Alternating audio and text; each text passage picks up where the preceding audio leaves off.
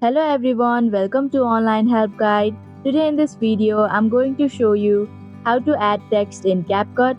So without any further ado, let's get started. First, open CapCut.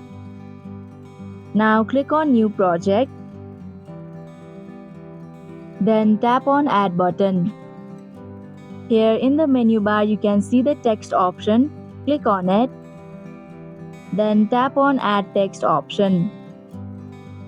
Enter the text you want. Here you can change the font of the text, its style, and add effects, animation, and bubble. And after you're done, click on check sign button. Now you can cut the duration of the text and move it to the point where you want it to appear. You can add multiple text as well.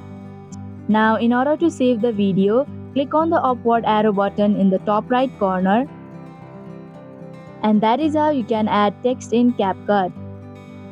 Thank you for watching Online Help Guide. Hope this video was helpful. If it was, then hit the like button and comment down if you have any questions or feedback. Also, if you are new to our channel, subscribe and hit the bell icon so that you don't miss our upcoming videos.